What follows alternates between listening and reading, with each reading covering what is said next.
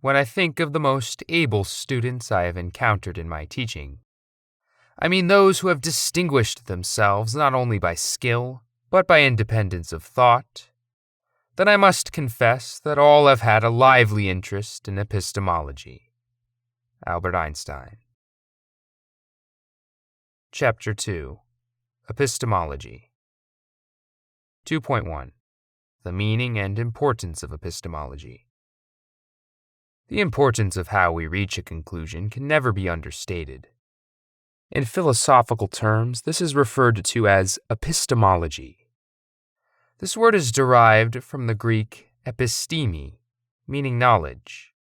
A description of anything must have some relation to knowledge, and for any belief or proposition to be described as being epistemic, it must be justifiable on a rational basis.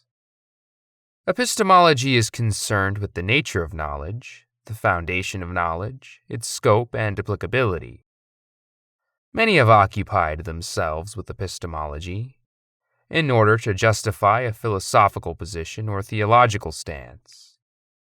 It could be described as an attempt to provide a general basis that would ensure a basis for knowledge.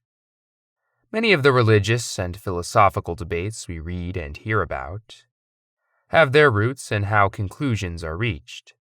If the method of deriving knowledge and ascertaining facts is the same, then the parallel lines of difference can start from a common point of departure, and the gap can be shortened depending on the type of dispute. If, however, the differences relate to the very definition of knowledge, certainty or near certainty, with the criteria for ascertaining facts covering a broad range of other things, then the starting point will be different and the gap widened. If two disputants, in any science or discussion, fail to agree on basic terms and their definitions, or the linguistic implications thereof, then they will not agree on more pertinent or salient subjects. With any discussion regarding theism and Islam, and its counter-narrative of atheism and its ancillaries, it is essential to present the reader with a method to derive certain knowledge of there being a divine creator. Additionally, subsequent disputes, inquiries, objections, and misunderstandings will always lead back to the base method of ascertaining knowledge and key principles, with resulting impasse, hair-splitting, or a mode of argumentation lacking any rational substance. Therefore, when engaging with our atheist interrogators, it is essential that a valid epistemology is defined.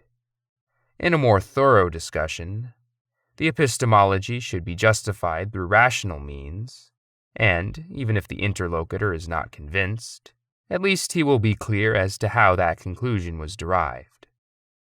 The origins and basis of the dispute stand on how that conclusion was formulated, hence its importance to the entire debate. What is intended now is to present a clear and concise method of thinking to enable any reader to analyze any proposition or methodology being presented. Towards the end, a definition of some of the basic underlying philosophical foundations of Western atheism and its colonial offshoots will be defined for the reader to make up their mind as to which of the two stand up to scrutiny. 2.2. Does knowledge itself need defining? Knowledge is self-evident, and self-evident concepts, by their very nature, do not need a definition. If they required a definition, this would be difficult and irrationally retrogressive. Difficult because not practical, and irrational because a regression of definitions would be the result.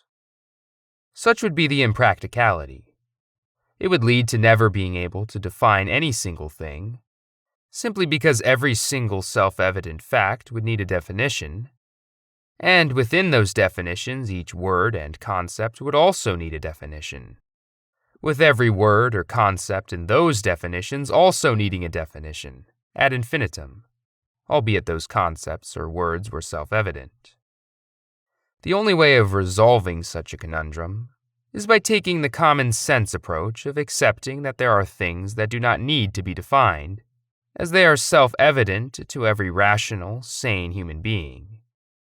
Furthermore, it can be added that by not adopting the commonsensical approach to self-evident matters, nothing would ever be defined nor debates resolved. No syllogism or its premises could ever be accepted by those who deny that self-evident subjects need not be defined, as then it would be demanded that every part of any given argument be defined, and then too the very parts of those definitions. Debating in this way with people would be futile and fruitless, as nothing would ever be defined and no argument concluded. Therefore, it has to be accepted that there are certain things that do not have to be defined. Knowledge is self-evident because all of us have knowledge of something and know of its certainty. And by knowing that we know something, means that knowledge itself is self-evident. We know our own names or the names of others, or the country of our birth or upbringing, or our ages, and things of a similar nature. The fact that you, the reader, are reading these lines and cognizant of what you are reading, just knowing that you can read, makes knowledge self-evident. Our definitions, propositions, syllogisms, and premises would all have to consist of many self-evident concepts, facts, and even abstract ideas, not needing any definition through being self-evident, without which no debate could ever be concluded. The continual insistence on asking for definitions would imply that substantiated self-evident facts, not needing definition, do exist, otherwise nothing would ever be proven or substantiated. 2.3. Judgments. The judgments we give regarding any given subject will always be preceded by concepts, and an understanding of those concepts. If one were to say, Tom is standing, it means the articulator has understood who Tom is and what standing is. But what he did with those two concepts is add a judgment and make a connection between the two.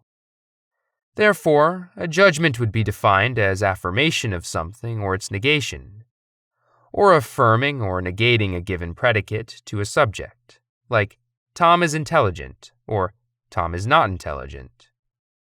Any type of judgment we give in any given subject is an affirmation or negation of something. The truthfulness of a judgment is dependent on which epistemology is used in ascertaining that truth. Any inductive process aids the categorization of these judgments into a neat and uniform manner. This inductive process can be rational or investigative. For example, a rational inductive process would be to categorize all words into verbs, nouns, and particles, or to categorize all numbers into odds and evens. Similarly, an investigative inductive process on animals might observe how animals ate, and concluded that all animals eat by moving the lower jaw. This, of course, can be falsified by the fact that crocodiles eat by moving their upper jaw. Such classifications of judgments would be called inductive rational classifications. A judgment affirming something for something else, or negating something in relation to something else, can either conceivably change or not. If decided that it is not prone to change, then that is a rational judgment, which will be explicated further below. If it is prone to change or could conceivably change, then this judgment is either from the observance of empirical phenomena or the designation of a founder. The former is a habitual judgment, or we can say an empirical judgment, while the latter is a legal or axiomatic judgment. Let us break things down a little further for clarity's sake. Think of any judgment. If you say, I am sitting, your current status of sitting is prone to change, as you could easily stand up. That would mean this judgment is one of the two categories mentioned above, either empirical or by someone's design. Since we know that your sitting is a judgment derived from observation and sense perception, we can confidently say that your statement, I am sitting, is an empirical judgment. This type of analysis can be carried out with regard to any judgment. Judgments will always ever be one of the three stated above. The importance of these judgments lies in the fact that they safeguard one from error in any philosophical or theological thinking. By knowing them, a person will be able to analyze any claim or argument, as well as the various types of proofs or assumed proofs, to be covered later. With regard to rational judgment alone, El-Juwayni, the teacher of El-Ghazali, stated that anyone who does not know it has no intellect. However, some like Ash-Sharqawi and Ad-Dasuqi disputed Imam al-Juwayni's reasoning on the grounds that many philosophers knew the rational judgments, yet did not have rational beliefs. They alternatively defined intellect as a spiritual light. So, any judgment given will fall into one of these three types. What are of greatest concern to this discussion are the habitual or empirical judgments and rational judgments. 2.4. Empirical judgments. Empirical judgments denote the linkage between two things by observation and the existence or non-existence of something thereby. Such a judgment is formulated by observation of repeated phenomena, even if observed only twice, like when a match lights up when rubbed on a hard or rough surface, or when fire burns paper. Just by the observing of the link between two things can a judgment be formed.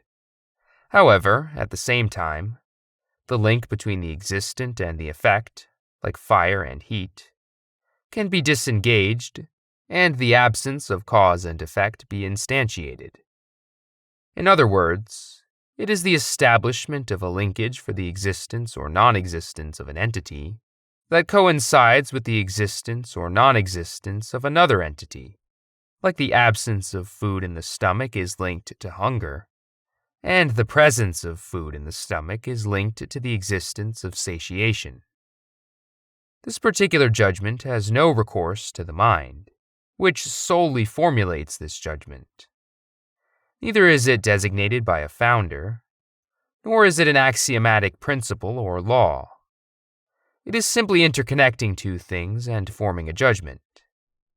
Such an empirical judgment could be of four types: the existence of a thing being linked with the existence of another thing, the absence of a thing being linked to the absence of another thing, the link of an existent thing with a non-existent or absent thing, or the link of an absent or non-existent thing with an existent thing. It is always good to move from a difficult-to-grasp abstract to the tangible realm of a material example to simplify the seemingly complicated. An example of the existent with the existent is the existence of food in the stomach with the existence of satiety. The absence of a thing with the absence of another would be like the absence of food linked to the absence of satiety. An existent being linked to an absent would be like the existence of hunger being linked to the absence of food. Finally, an absent being linked to an existent would be like the absence of hunger being linked to the presence of food. What is also important to note is that the link between two observable phenomena is not rationally necessary, and, as stated above, the link can be disengaged. It is important to make a mental note of this, as it will help in later discussions. 2.5. Rational Judgments. A rational judgment emanates solely from the mind or rational faculty, and does not depend on observation of external phenomena. An example would be understanding that the number 1 is half of 2, or understanding that every solid body fills a void. When a rational judgment is formulated, it will and can only be one of three categories. It will either be necessary, impossible, or possible. The reason for this limitation to 3 as opposed to any other number is that the judgment will either never accept non-existence or never accept existence, or could possibly accept both existence and non-existence. There can be no further possibilities, nor any less. An example of this would be movement and stillness in relation to any material object. It is rationally necessary for an object to be either moving or still. It would have to be one of the two. It is rationally impossible for an object to be moving and still at the same time. Finally, it is rationally possible for an object to either be moving or still, as any one of the two options at a given time is possible. To summarize, there are three rational judgments: the necessary, the impossible, and the possible. These judgments are solely formulated from the mind. Someone who is blind from birth could give the above-cited example of movement and stillness, due to their rational faculty, without any reference to the earlier illustrated empirical judgment. It is possible, however, that an empirical judgment contravenes the norm and the supposed law be suspended, like fire ceasing to burn, even if this may be a rare occurrence. Empirical judgments can be falsified, but not rational judgments.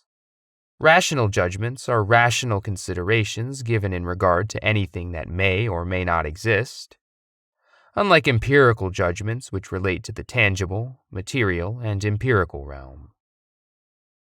2.6. Categorization of empirical and rational judgments. Empirical and rational judgments will be either conceptual or confirmatory. Then each one of these two will be either intuitive or theoretical.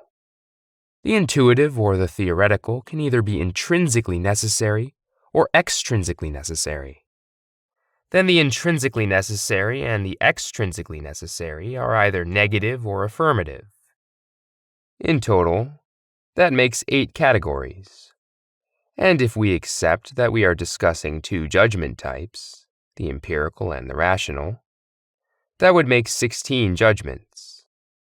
If we were to consider the third type of judgment, the designated or legal judgment, it would make 24 types. However, that is not relevant at this point and will not be elaborated. An example of a conceptual empirical judgment is our understanding of food and drink. We understand the meaning of food and drink and what they entail, without any need for a confirmatory sentence. An example of a confirmatory empirical judgment would be, food is nutritive, but soil is not. An intuitive empirical judgment would be, clothing covers, or fire burns paper, for example.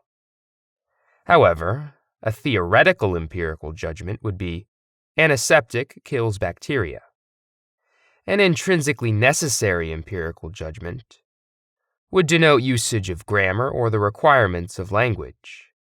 An extrinsically necessary judgment would include habitual customs, like the observed requirement of judges in the United Kingdom to wear wigs. All of the above-mentioned empirical judgments will be either affirmative or negative. The affirmative example already cited is fire burns paper, or additionally, knives cut meat. An example of a negative empirical judgment would be, raw meat is not digested easily. An example of a conceptual rational judgment would be what we understand of the universe when it is mentioned. The mind is sufficient to understand what is actually meant by the universe. However, there is no confirmation of this rational judgment. A confirmatory rational judgment, however, is rationalizing the contingent nature of the universe or the eternal nature of the divine. Such judgments are arrived at after theoretical study. An atheist concluding with the rational assertion that the universe is eternal, yet without a creator. An intuitive rational judgment would be like rationalizing that 1 is half of 2, or rationalizing and intuitively understanding that solid bodies have loci. However, a theoretical rational judgment would be to encompass something like the number 1 being 1/10 of a quarter of 40. An intrinsically necessary rational judgment would be the very existence of God for theists, and the intrinsic impossibility for atheists. An extrinsically necessary rational judgment would be the existence of creation, for example. As it is not intrinsically necessary that it exist in essence, but extrinsically necessarily must exist. Atheists may disagree by saying that it is intrinsically necessary. The point here is to show that the categories of rational judgments are irrelevant to what we may place under those categories. All of the above rational judgments will either be affirmative or negative. An example of the affirmative would be to rationalize the fact that the number 10 is an even number. An example of a negative rational judgment would be to rationalize the fact that the number 7 is not a prime number. On a side note, it would be good to add the various types of affirmation and negation. An existent can be affirmed to an existent, like affirming knowledge to God. Knowledge is an existent reality, and God, for theists, is an existing reality. The first existent affirmed by the second. There is also the affirmation of a non-existent for a non-existent, like the rational impossibility of a co-partner with God, according to monotheists. A rational impossibility, by its definition, is that which cannot be conceived in the mind of existing in the external realm. A rational impossibility is a non-existent. In this example, a non-existent, which is the rational impossibility, is being affirmatively ascribed to a non-existing co-partner with God. Then there is the affirmation of a non-existent to an existent, like the affirmative rational judgment of contingency to the universe. A contingent is something that may potentially exist after non-existence, momentarily in some cases, then going out of existence, like movement or motionlessness. Therefore, contingency as a potential is a non-existent entity, but is affirmatively ascribed to the existing universe. Affirmational ascription of something existent to a non-existent is not found anywhere. Negation will also have types, like negating something existent from something existent. For example, negating ignorance from God. Again, negating the non-existent from the non-existent, like negating ignorance from a non-existing co-partner with God. Then there is the negation of an existent thing being ascribed to a non-existent thing, like negation of knowledge from a non-existing co-partner to God. Finally, there is the negation of an absent from an existent, like the negation of contingency from God. The connection between things is one of three types, either a connection of signification, or a connection of uncovering, or a connection of effect.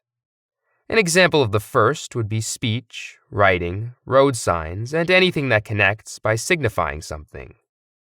The second type, which is the connection that uncovers realities, is like knowledge, sight, hearing, and comprehension, and anything that connects by revealing realities.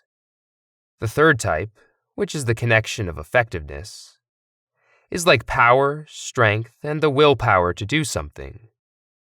These points are important to bear in mind, as they unravel many seemingly knotty problems when it comes to deeper philosophical questions. 2.7. Certainty and types of proof. Proofs are something that impart certainty for individuals. However, depending on the type of proof, the degree of certainty will vary. Absolute certainty is that which is in accordance with reality, and the knowledge thereof is not prone to change. This is the type of knowledge that especially concerns us when we discuss the existence of God. Other categories of interest are near certainty, possibility, and doubt. That makes 4 categories. Added to these could be blind conformity and ignorance, since a blind conformist or an ignorant person may think they have knowledge of something. But these 2 categories will not be included, because the knowledge they claim is in fact no knowledge at all. Certainty is that fact that our knowledge regarding it is not prone to any change.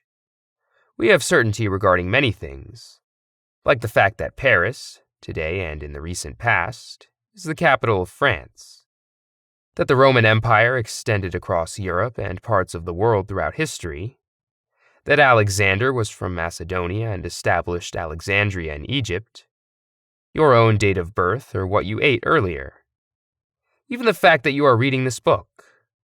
But believe it or not, there are many people who dispute facts such as these. There are people who doubt many things that we take for granted, the sole reason being that they have a flawed epistemology. Later on, we will take a look at the methodology of some of these flawed epistemologies and do a cross-comparison with the types of proof that actually impart certainty. A possibility arises when there is potential of two scenarios. It is possible that Tom is learned, but it is also possible that he is not learned. When Tom displays his knowledge, we reach near certainty that Tom is learned, and if he displays ignorance, then we begin to doubt whether Tom is learned at all. Many things that we hear or read fall into the realm of possibility, but with corroborating information, they near certainty, while if information discredits that possibility, then it becomes doubtful. This makes it essential that rational and empirical judgments be understood first, since whatever falls into the category of a rational impossibility would not be entertained in the first place, while everything that is irrational possible will provoke the weighing of evidence. If the evidence favors the possibility, then it becomes nearer to certainty, while if it goes against it, it becomes doubtful. This categorization is vital so that in Chapter 4, when we analyze philosophical objections to God like, can God create a boulder so heavy that he cannot pick it up? If he cannot, then he is not all-powerful, and if he can, then he is powerless. It will be realized why such objections are flawed, even though initially confounding. Similarly so, in Chapter 5, when we discuss the scope and certainty imparted by science and its cross-comparison with Scripture. Many things fall into the category of rationally possible, but due to a lack of evidence, they are deemed doubtful, though not impossible. At the same time, there are many things deemed rationally possible that with additional evidence may draw them close to near certainty, and in some cases absolute certainty. Do aliens exist? It is rationally possible, but highly doubtful, according to most, through a lack of evidence. Did giants exist? Again, it is rationally possible, but highly doubtful due to a lack of evidence. Did man land on the moon? It is rationally possible, and it indeed occurred to the satisfaction of an overwhelming majority of people based on the evidence. Like this, you can answer numerous questions and categorize the answers into one of the four categories: certain, near certain, possible, or doubtful. At the same time, we could add the additional category of rationally impossible. Nevertheless, the main question is what types of proof actually impart certainty. The methods of rationalizing and reasoning on any given subject are so many that if we were to enumerate them, the list would be endless. Syllogistic reasoning, for instance, has so many forms, but it does not always impart certainty even if the form of the reasoning is correct. Likewise, a thorough and correct method of reasoning or investigation will not always lead to certainty. It would be wrong to say this was because the method was incorrect, or the form of the argument. Rather, it is generally because the content of the argument is fallacious, or fails to impart certainty. It could be said the substance of the argument is incorrect or insufficient. An essential question at this juncture is what aspect of an argument contains the proof that imparts certainty. 2.8. Proofs that impart certainty. Certainty is acquired through the intellect or the senses or a combination of both. And this is because comprehension and attainment of knowledge is limited to these two faculties. When we utilize the intellect alone as a proof to impart certainty, we can apprehend that knowledge immediately, or it may require thought. If it requires no thinking, then it accords to basic fundamentals, a priori data, or premises that have the status of first principles. These are propositions inherent in the intellectual faculty of man, like the laws of thought, for example. However, if the matter requires thinking to reach a conclusion, which is certain nevertheless, then this is termed as an assertive statement or proposition, or we could say a rational proposition. These two proofs fall within the domain of rational judgments as covered previously. Use of the senses alone, without the use of the rational mind, is called perceptible or observable phenomena. If there is a combination, the rational faculty with the sensory perception, then there are three ways by which certainty can be attained. If the knowledge attained is through the intellect, and hearing being the only sensory perception, then this is referred to as mass transmission. If, however, certainty is attained through the intellect and other sense perceptions, there will be two scenarios. Either one requiring repetition of the sense perception for the intellect to reach certainty, or one that does not. The former is the empirical judgment discussed earlier in this chapter, while the latter is the intuitive. In total, that makes 6 types of proofs that impart certainty. Henceforth, we shall take a closer look at each one of these proofs, though they will be presented in a slightly modified order. Fundamentals. Fundamentals, also known as the primary intelligible, or first principles that are self-evident and a priori, are like the axioms of mathematics or fundamental laws. These fundamentals are concepts easily understood by children. If you give a child 2 sweets and the child cries, resulting in you giving him a 3rd sweet which makes him happy, he has clearly understood the basic fundamental that you have increased his share by 1.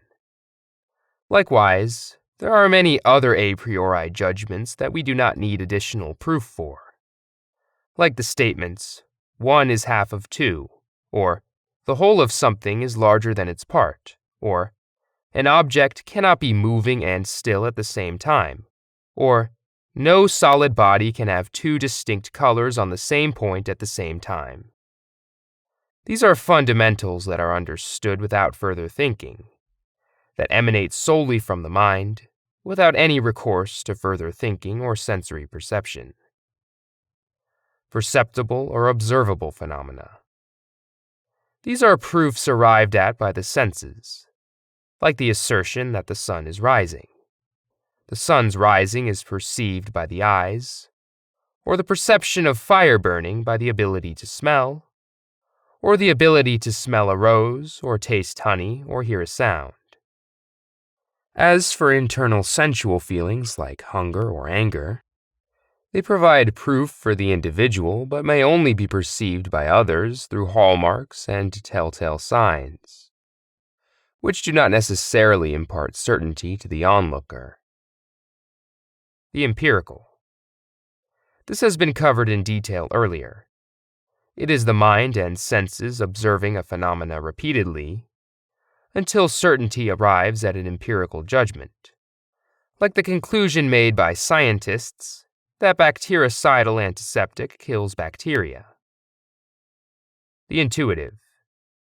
Intuitive certainty is attained through observation and the senses, as with the empirical, except that the imparting of the certain knowledge is attained quicker, and does not require repetition or experimentation, as the observer recognizes it intuitively, that is, by an immediate inference or mental illumination that apprehends the necessary connection between the premises and conclusions of observable things. An example would be the fact that the moon reflects the light of the sun at various degrees, which causes it to wax and wane. This does not need a scientific experiment or multiple repetitive observations. Mass transmission. This is in reference to mass-transmitted facts that are not necessarily rational nor rationally impossible, but in fact relate to physical events which are rationally possible, even if improbable, that have been related by a multitude of people who witnessed the events and related them to other groups of people in turn, to an extent which would make it rationally impossible for a conspiracy of collusion. An irrational fact, even if related by a multitude of people, cannot give us certitude. What is meant by an irrational fact is that the mind cannot judge as to its possible existence, like the paradoxical state of movement and motionlessness at the same time for a solid body. This has already been covered above in the exposition on rational judgments. The exclusion of rational judgments is because this category of proof refers to physical extramental events. Many things in history and in current events reach us through this type of transmission, and we know these things with certainty. This category of proof is essential to know when discussing miracles, or the suspension of natural laws, and how we determine the veracity of such events. Rational propositions. This category is that of rational judgments which involve propositions that require syllogistic thinking to reach a conclusion. An example of this type of proposition is 4 is an even number. It is when the mind reaches the conclusion that 4 is an even number through a syllogistic train of thought. Any number that divides evenly is an even number. 4 divides evenly. Therefore, 4 is an even number. The 6 categories covered are those things that impart certainty in knowledge. It would be beneficial at this point to turn our attention to those things which do not impart certainty, but are utilized by some to validate their argument. The purpose of analyzing such non-conclusive forms of argumentation is to make a distinction between those which impart certainty and those which do not impart certainty, allowing the observer to discern between the two and evaluate the argument correctly.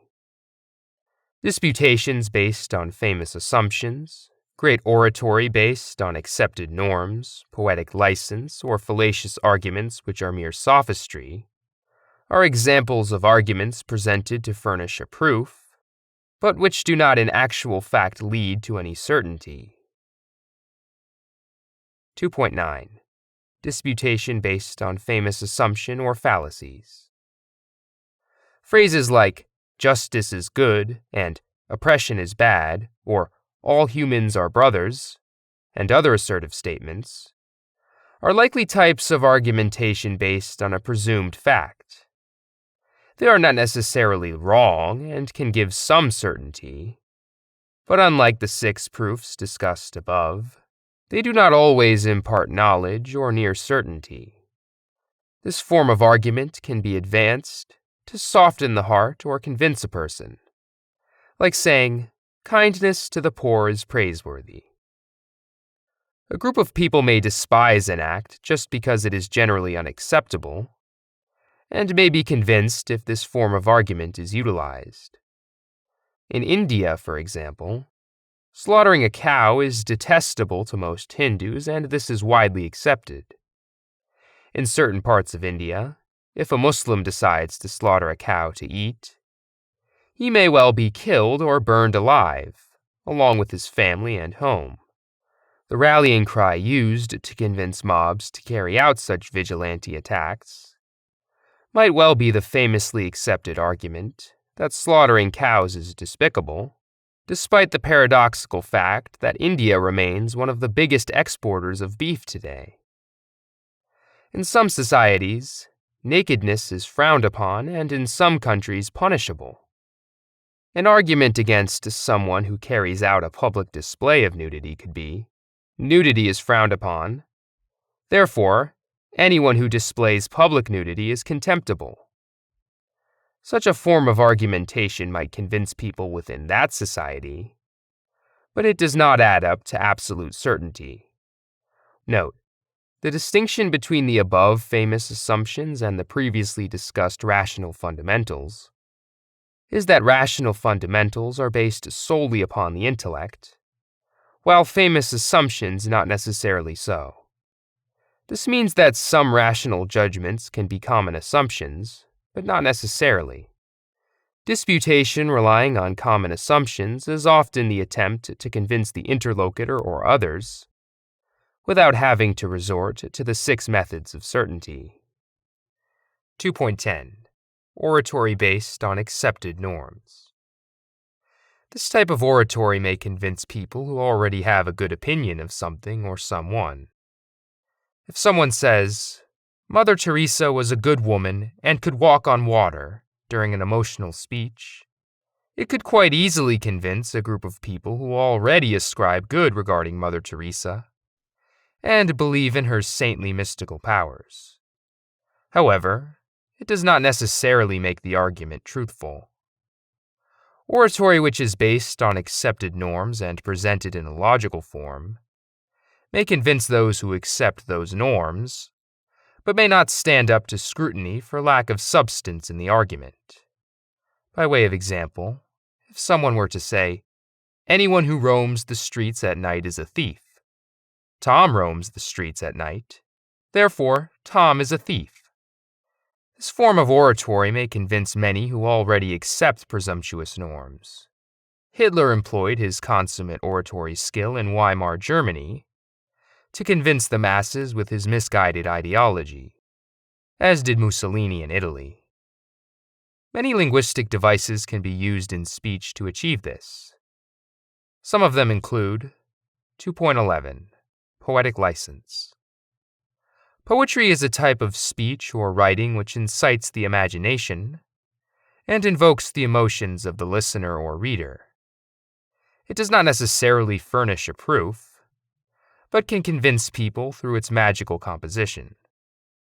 There are many examples in history where entire armies have been moved by poetic logic and speech.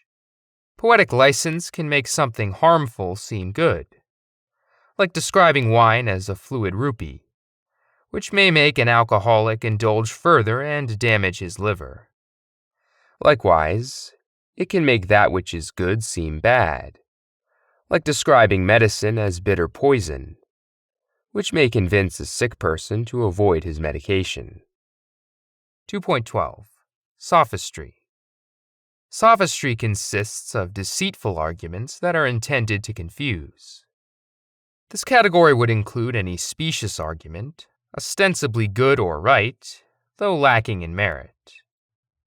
Many religious or cultural superstitions fall into this category, whereby people end up holding unconvincing beliefs. These superstitions, which have no basis in real knowledge, are then utilized by atheists to discredit belief in God.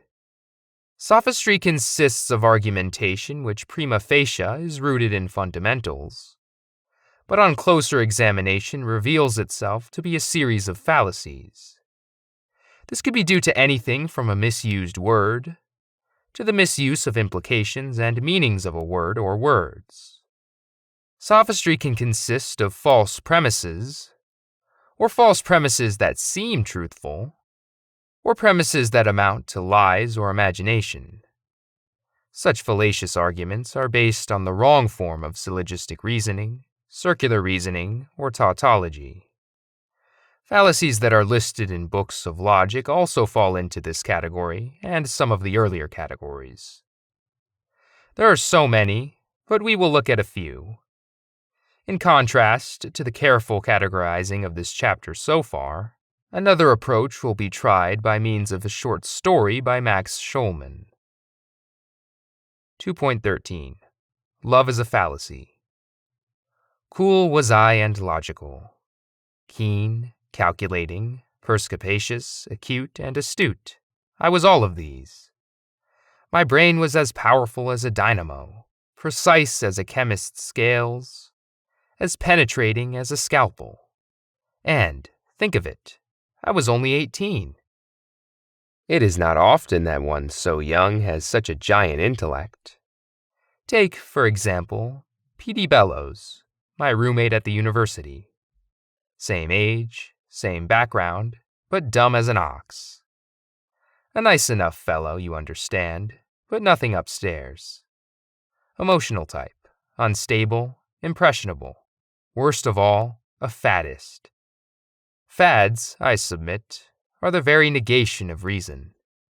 To be swept up in every new craze that comes along, to surrender oneself to idiocy just because everyone else is doing it, this, to me, is the acme of mindlessness. Not, however, to Petey. One afternoon I found Petey lying on his bed with an expression of such distress on his face that I immediately diagnosed appendicitis. "Don't move," I said. "Don't take a laxative. I'll get a doctor." "Raccoon," he mumbled thickly. "Raccoon?" I said, pausing in my flight. "I want a raccoon coat," he wailed. I perceived that his trouble was not physical, but mental. "Why do you want a raccoon coat?" "I should have known it," he cried, pounding his temples. "I should have known they'd come back when the Charleston came back. Like a fool, I spent all my money on textbooks, and now I can't get a raccoon coat." "Can you mean," I said incredulously, "that people are actually wearing raccoon coats again? All the big men on campus are wearing them. Where have you been?" "In the library," I said, naming a place not frequented by big men on campus. He leaped from the bed and paced the room. "I've got to have a raccoon coat," he said passionately. "I've got to." "Petey, why? Look at it rationally. Raccoon coats are unsanitary. They shed, they smell bad, they weigh too much. They're unsightly, "You don't understand," he interrupted impatiently. "It's the thing to do. Don't you want to be in the swim?" "No," I said truthfully. "Well, I do," he declared. "I'd give anything for a raccoon coat. Anything." My brain, that precision instrument, slipped into high gear. "Anything?" I asked, looking at him narrowly. "Anything," he affirmed in ringing tones. I stroked my chin thoughtfully. It so happened that I knew where to get my hands on a raccoon coat. My father had had one in his undergraduate days. It lay now in a trunk in the attic back home. It also happened that Petey had something I wanted. He didn't have it exactly, but at least he had first rights on it. I refer to his girl, Polly Espy. I had long coveted Polly Espy. Let me emphasize that my desire for this young woman was not emotional in nature. She was, to be sure, a girl who excited the emotions, but I was not one to let my heart rule my head. I wanted Polly for a shrewdly calculated, entirely cerebral reason. I was a freshman in law school. In a few years, I would be out in practice. I was well aware of the importance of the right kind of wife in furthering a lawyer's career. The successful lawyers I had observed were, almost without exception, married to beautiful, gracious, intelligent women. With one omission, Polly fitted these specifications perfectly. Beautiful she was. She was not yet of pin-up proportions, but I felt that time would supply the lack. She already had the makings. Gracious she was. By gracious I mean full of graces. She had an erectness of carriage, an ease of bearing, a poise that clearly indicated the best of breeding. At table, her manners were exquisite. I had seen her at the cozy campus corner eating the specialty of the house, a sandwich that contained scraps of pot roast, gravy, chopped nuts, and a dipper of sauerkraut, without even getting her fingers moist. Intelligent, she was not. In fact, she veered in the opposite direction. But I believed that under my guidance she would smarten up.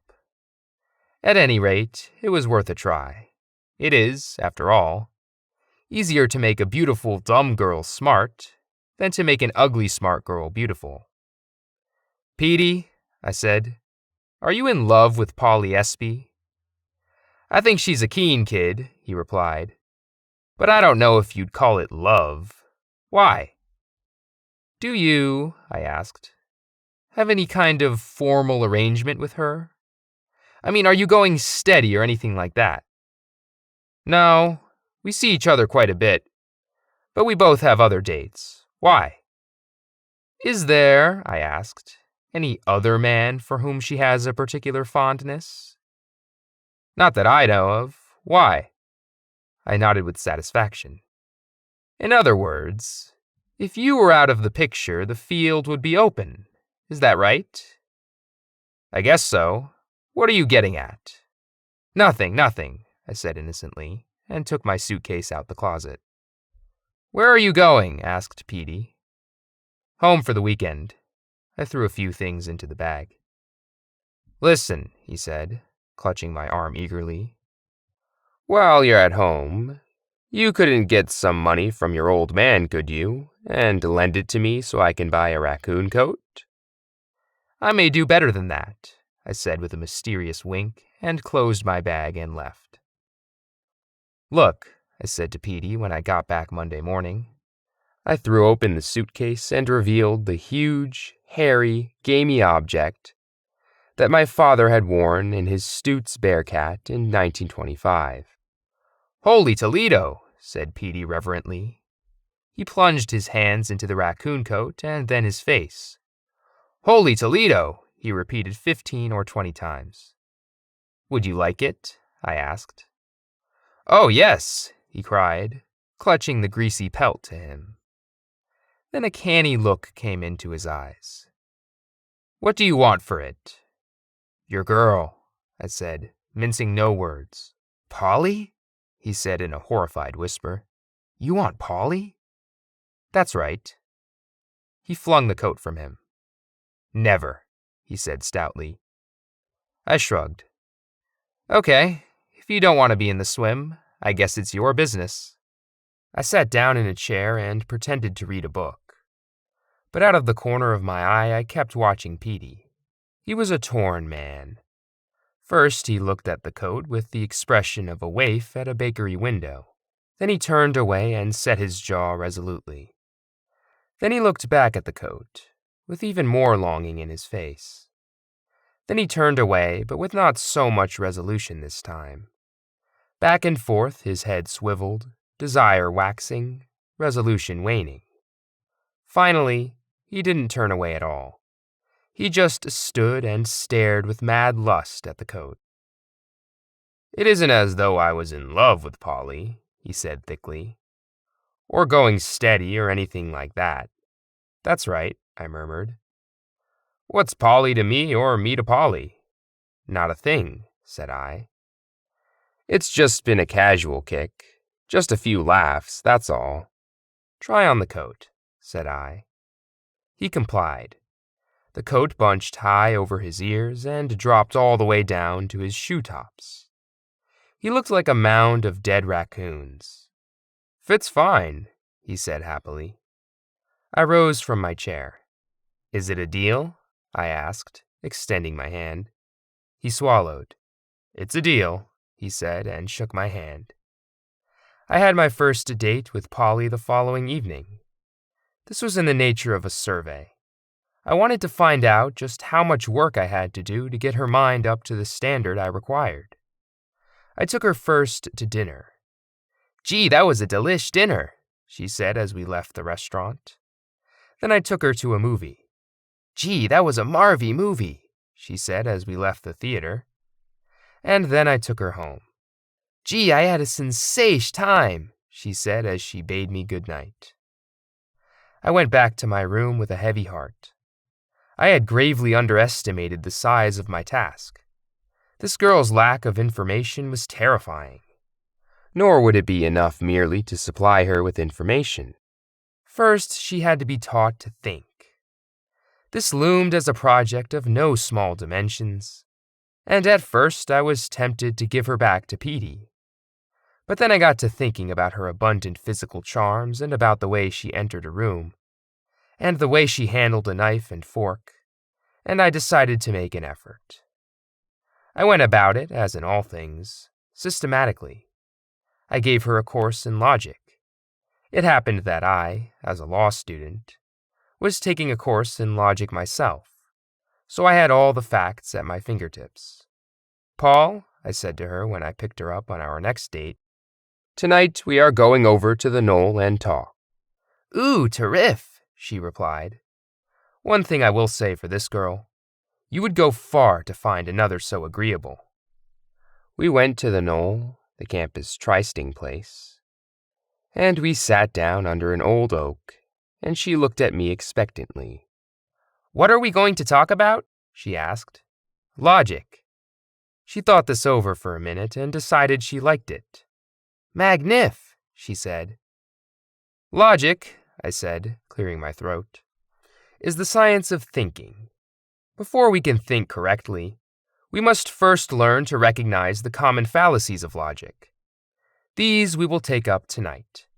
"Wow, dow!" she cried, clapping her hands delightedly. I winced, but went bravely on. "First, let us examine the fallacy called dicto simpliciter." "By all means," she urged, batting her lashes eagerly. Dicto simpliciter means an argument based on an unqualified generalization.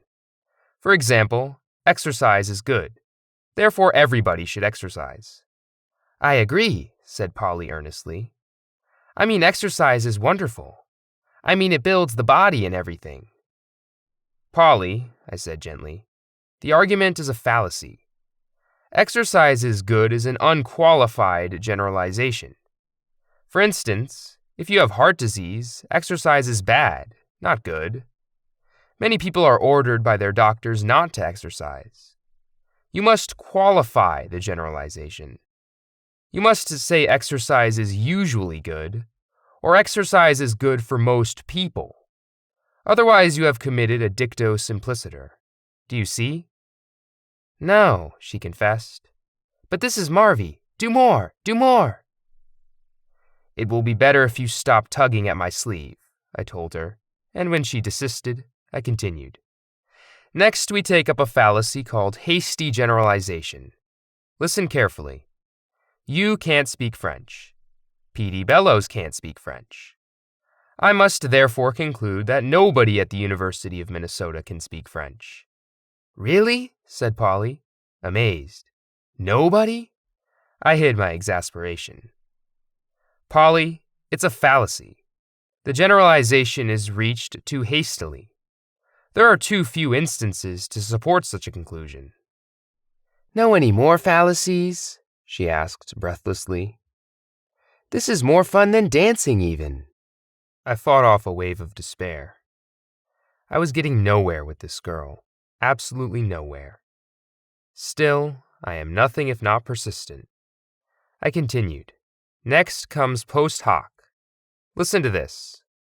Let's not take Bill on our picnic. Every time we take him out with us, it rains." "I know somebody just like that," she exclaimed. "A girl back home, Eula Becker her name is. It never fails.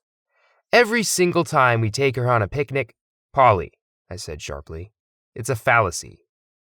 Eula Becker doesn't cause the rain. She has no connection with the rain. You are guilty of post hoc if you blame Eula Becker." "I'll never do it again," she promised contritely. "Are you mad at me?" I sighed. "No, Polly, I'm not mad." "Then tell me some more fallacies." "All right, let's try contradictory premises." "Yes, let's," she chirped, blinking her eyes happily. I frowned, but plunged ahead. "Here's an example of contradictory premises. If God can do anything, can he make a stone so heavy that he won't be able to lift it?" "Of course," she replied promptly. "But if he can do anything, he can lift the stone," I pointed out. "Yeah," she said thoughtfully. "Well, then I guess he can't make the stone."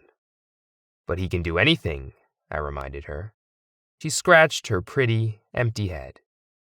"I'm all confused," she admitted. "Of course you are.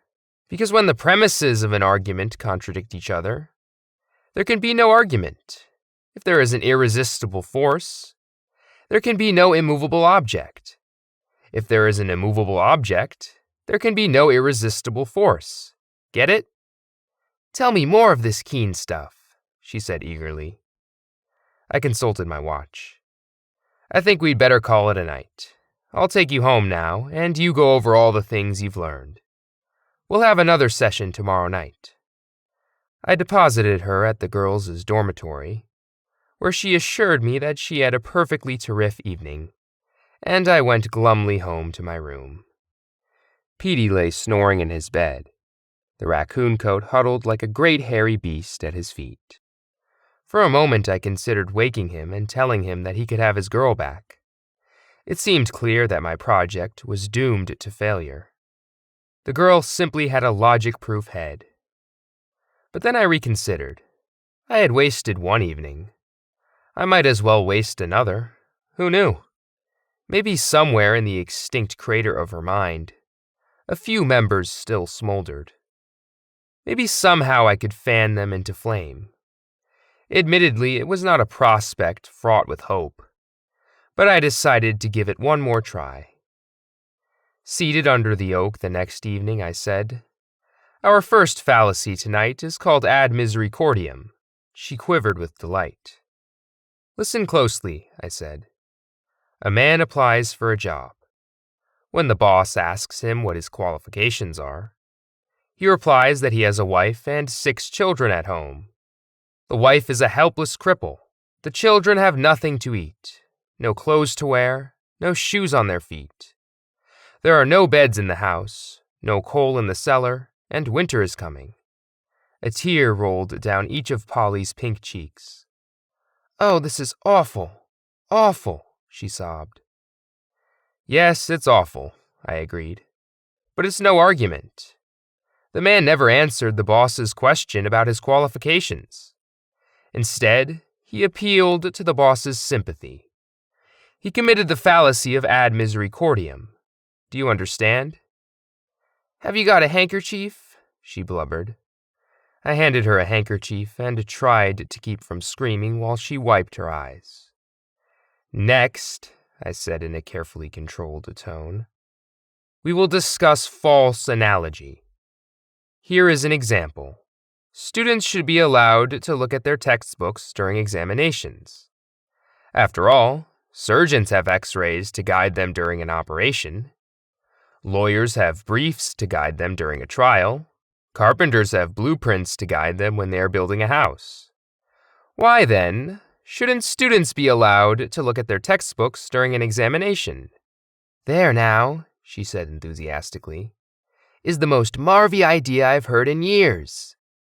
"Polly," I said testily, "the argument is all wrong. Doctors, lawyers, and carpenters aren't taking a test to see how much they have learned, but students are. The situations are altogether different, and you can't make an analogy between them." "I still think it's a good idea," said Polly. "Nuts," I muttered. Doggedly, I pressed on. "Next, we'll try hypothesis contrary to fact." "Sounds yummy," was Polly's reaction. "Listen. If Madame Curie had not happened to leave a photographic plate in a drawer with a chunk of pitchblende, the world today would not know about radium." "True, true," said Polly, nodding her head. "Did you see the movie? Oh, it just knocked me out. That Walter Pigeon is so dreamy. I mean, he fractures me." "If you can forget Mr. Pigeon for a moment," I said coldly, "I would like to point out that statement is a fallacy. Maybe Madame Curie would have discovered radium at some later date. Maybe somebody else would have discovered it. Maybe any number of things would have happened. You can't start with a hypothesis that is not true, and then draw any supportable conclusions from it." "They ought to put Walter Pigeon in more pictures," said Polly. "I hardly ever see him anymore." One more chance, I decided, but just one more. There is a limit to what flesh and blood can bear. The next fallacy is called poisoning the well. "How cute," she gurgled. Two men are having a debate. The first one gets up and says, "My opponent is a notorious liar. You can't believe a word that he is going to say. Now, Polly, think. Think hard. What's wrong?" I watched her closely as she knit her creamy brow in concentration. Suddenly a glimmer of intelligence, the first I had seen, came into her eyes. "It's not fair," she said with indignation. "It's not a bit fair. What chance has the second man got if the first man calls him a liar before he even begins talking?" "Right," I cried exultantly. 100% right. It's not fair. The first man has poisoned the well before anybody could drink from it. He has hamstrung his opponent before he could even start. Polly, I'm proud of you." "Pshaws," she murmured, blushing with pleasure. "You see, my dear, these things aren't so hard. All you have to do is concentrate, think, examine, evaluate. Come now, let's review everything we have learned." "Fire away," she said, with an airy wave of her hand. Heartened by the knowledge that Polly was not altogether a cretin, I began a long, patient review of all I had told her. Over and over and over again I cited instances, pointed out flaws, kept hammering away without let-up. It was like digging a tunnel. At first, everything was work, sweat, and darkness. I had no idea when I would reach the light, or even if I would. But I persisted. I pounded and clawed and scraped, and finally I was rewarded. I saw a chink of light, and then the chunk got bigger and the sun came pouring in and all was bright.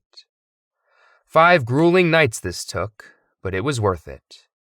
I had made a logician out of Polly. I had taught her to think. My job was done. She was worthy of me at last. She was a fit wife for me, a proper hostess for my many mansions, a suitable mother for my well-heeled children. It must not be thought that I was without love for this girl, quite the contrary. Just as Pygmalion loved the perfect woman he had fashioned, so I loved mine. I decided to acquaint her with my feelings at our very next meeting. The time had come to change our relationship from academic to romantic. "Polly," I said, when we next sat beneath our oak, "tonight we will not discuss fallacies." "Ah, gee," she said, disappointed.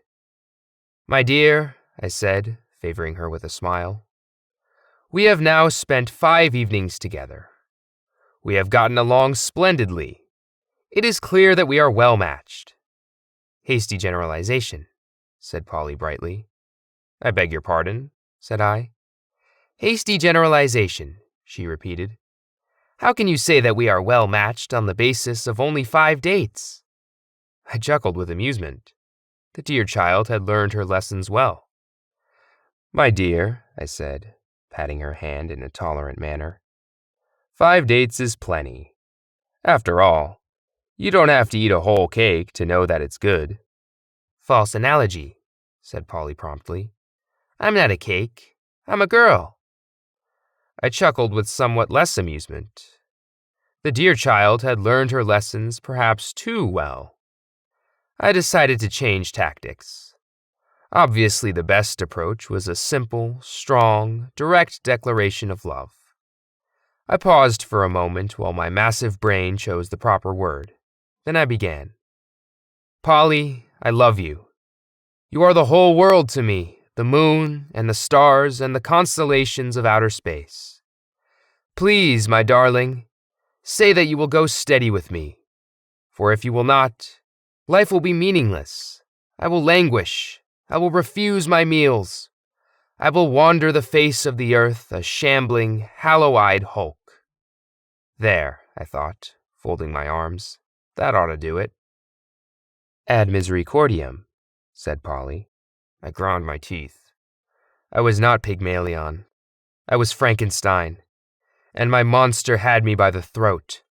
Frantically, I fought back the tide of panic surging through me. At all costs, I had to keep cool. "Well, Polly," I said, forcing a smile, You certainly have learned your fallacies. You're darn right, she said with a vigorous nod. And who taught them to you, Polly?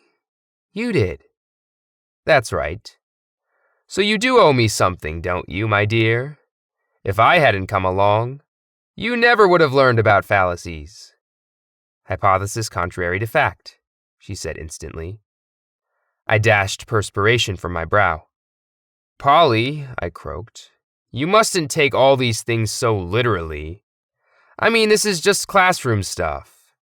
You know that the things you learn in school don't have anything to do with life. Dicto simpliciter, she said, wagging her finger at me playfully. That did it. I leaped to my feet, bellowing like a bull. Will you or will you not go steady with me? I will not, she replied. Why not? I demanded. Because this afternoon I promised Petey Bellows that I would go steady with him. I reeled back, overcome with the infamy of it. After he promised, after he made a deal, after he shook my hand, the rat, I shrieked, kicking up great chunks of turf. You can't go with him, Polly. He's a liar. He's a cheat. He's a rat. Poisoning the well, said Polly. And stop shouting. I think shouting must be a fallacy too. With an immense effort of will, I modulated my voice.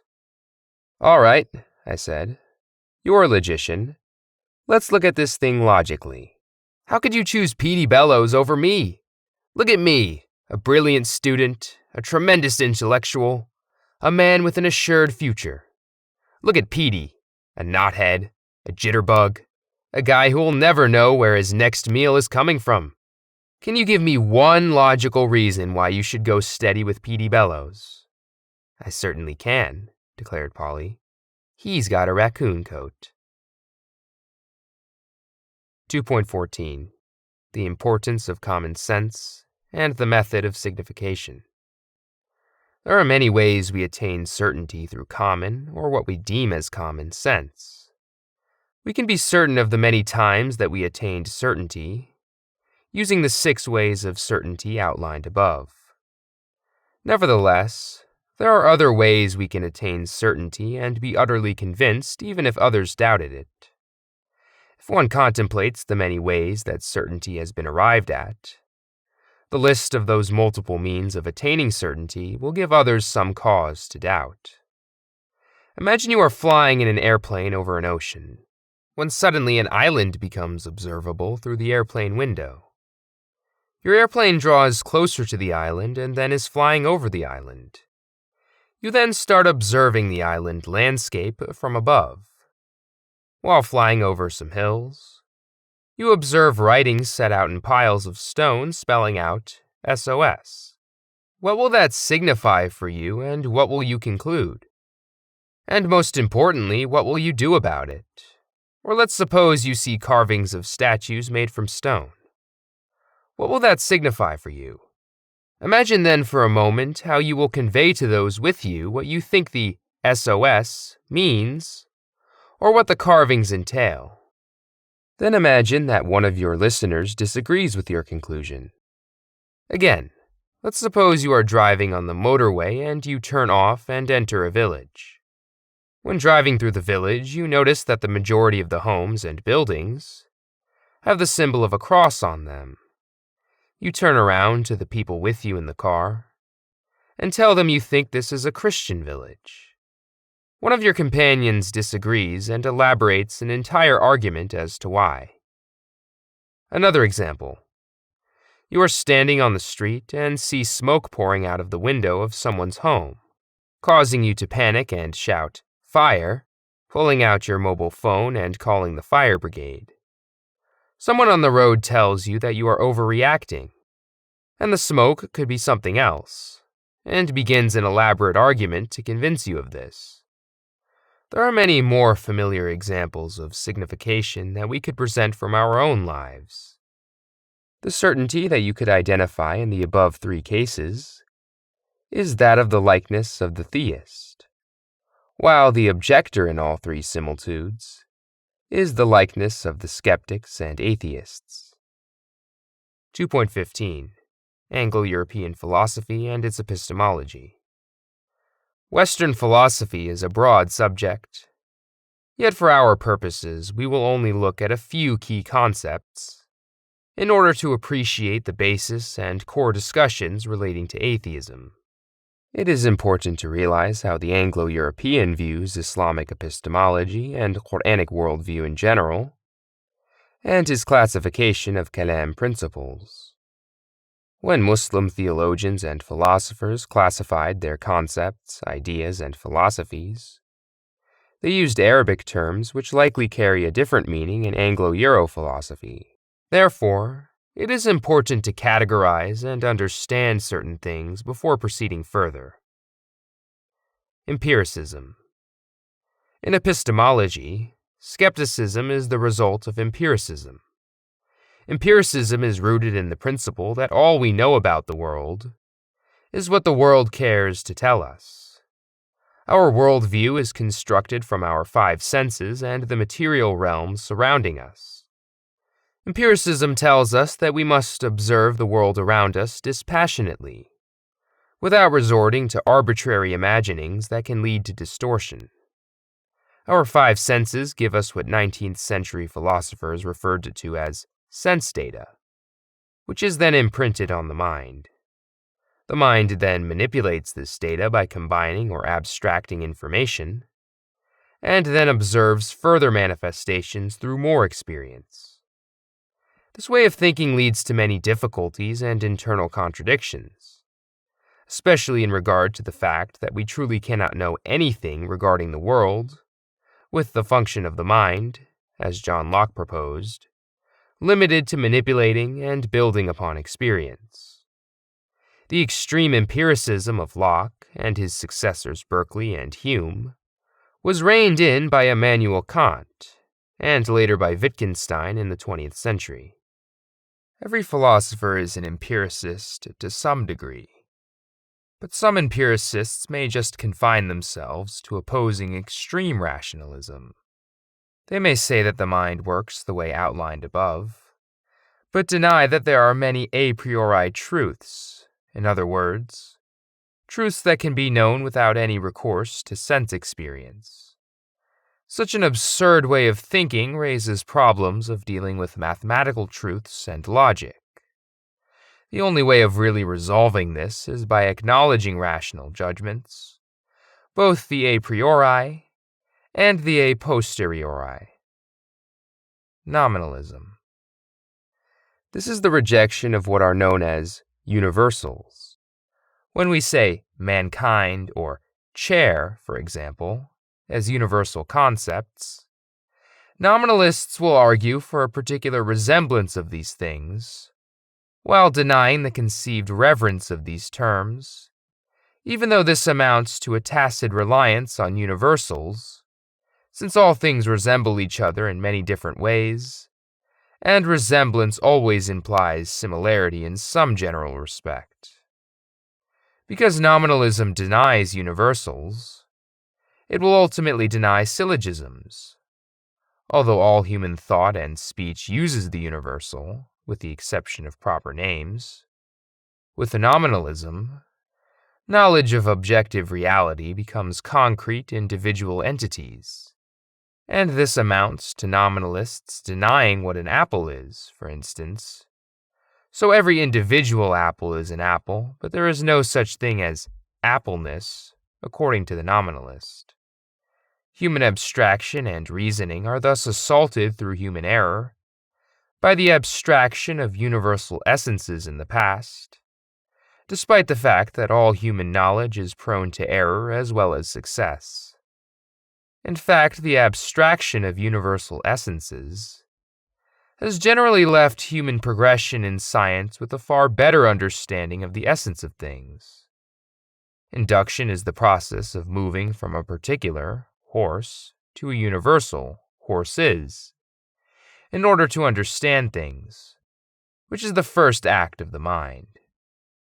Induction also uses this abstraction in moving from singular propositions to a universal proposition through reasoning, which is the third act of the mind. Materialism. Simply stated, this is the view that everything is made of matter. From the time of the Greek philosopher Democritus in the 5th century BC up until the last century, the model of materialism remained essentially the same, with some minor modifications and sophistications.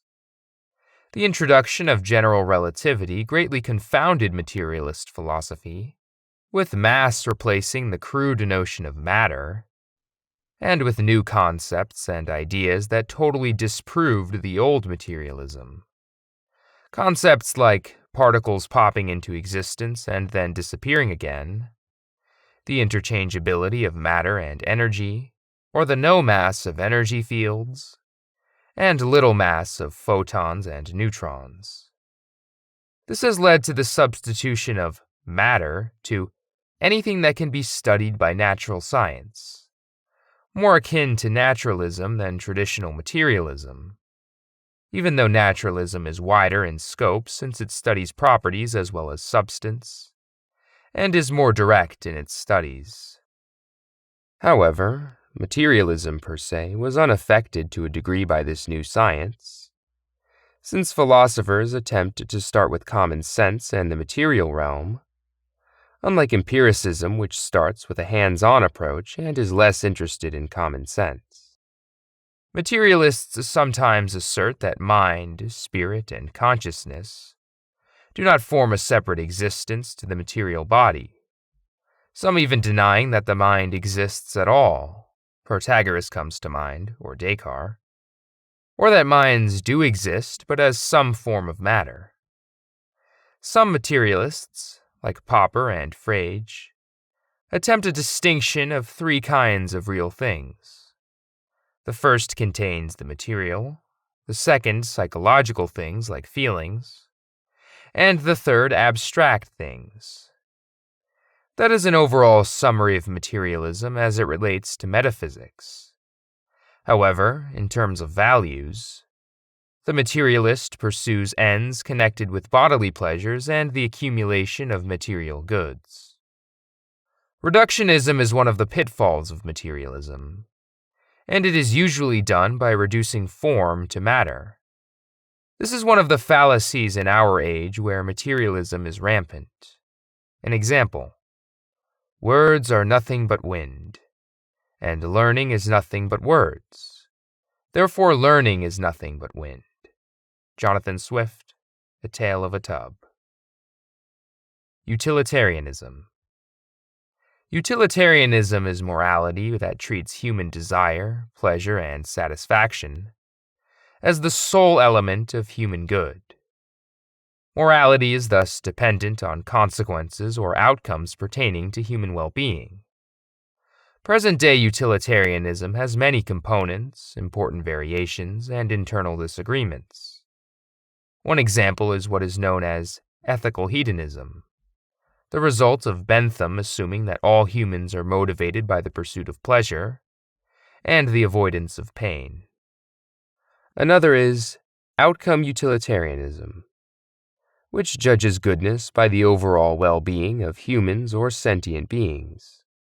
Utilitarianism consequently has many nuanced debates about the precise meaning of human pursuit of pleasure and well-being, and the avoidance of pain and suffering. Logical positivism. This is also known as linguistic empiricism, a 20th century movement, which in a narrower sense is nominally the Vienna Circle, named after a group of thinkers based in Vienna in the 1920s. In a broader sense, however, it includes thinkers who are not from Vienna, like A.J. Ayer and others. The principle of verifiability is central to this group.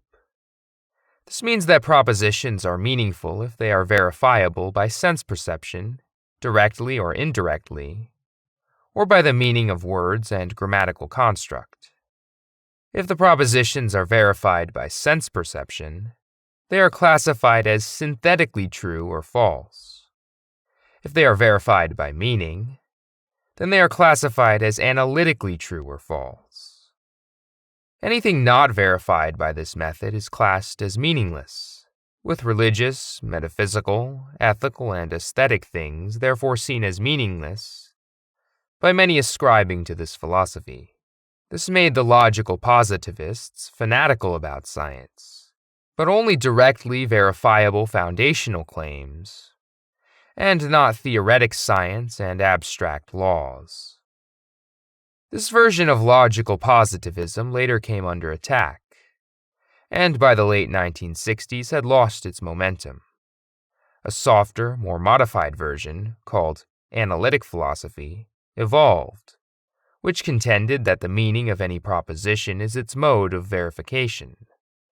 This mode of verification implies that propositions are either empirically verifiable or tautological, or a combination of both. The empirically verifiable would in the broader sense include our inner feelings. The tautological would be like mathematical propositions, which are tautological or reducible to tautology. A combination of the two could be likened to the physical sciences. However, since this mode of verification is unverifiable itself, neither empirically nor tautologically, it is by its own method meaningless.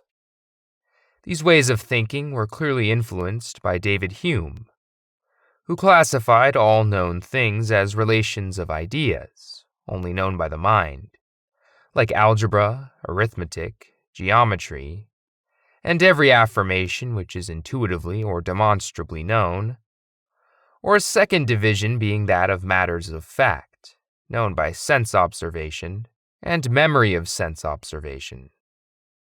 What Hume termed as relations of ideas, Immanuel Kant would call analytic propositions, and what Hume named matters of fact, Kant named synthetic propositions.